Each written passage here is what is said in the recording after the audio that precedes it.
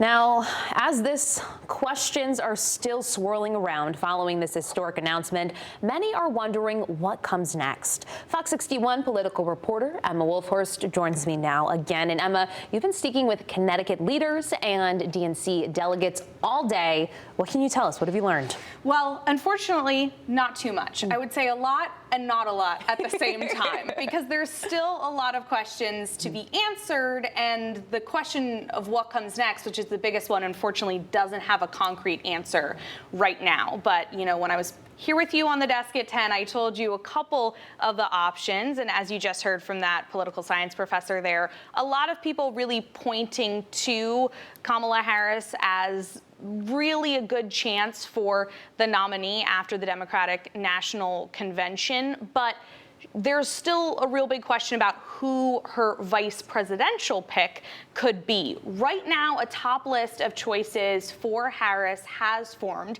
consisting mainly of Democratic governors from key states. Roy Cooper, the governor of North Carolina, and Andy Beshear, governor of Kentucky, Josh Shapiro, governor of Pennsylvania, Wes Moore, governor of Maryland, and as well Senator Mark Kelly, who's from Arizona. North Carolina, Pennsylvania, and Arizona obviously all must-win swing states for the Democrats come November. And even though some of Connecticut's lawmakers and Democratic delegates are coming out and fully endorsing Harris, they tell me her running mate should stay her decision.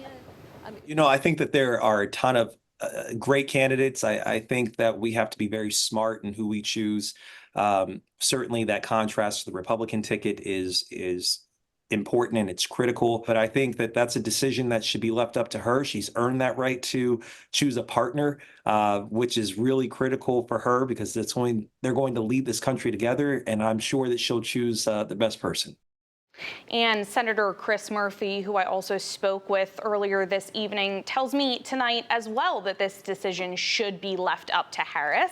Senator Murphy, though, asked and also quashing any ideas he would be on the possible short list for VP, saying his dream job is to serve the people of Connecticut in the U.S. Senate, and he has no ambitions of running for vice president anytime soon. So definitely that list sticking with those Democratic governors from other states. Senator Chris Murphy taking himself off any possible list. But as we know, DNC has not yet happened. Harris is not yet the party nominee, but obviously with her being, you know, gaining a lot of support right now, a lot of people wondering who the possible VP pick could be. Well, at least we know one name that will not be on the list, according to Senator Murphy, yes. The only thing that seems certain at this point. Right.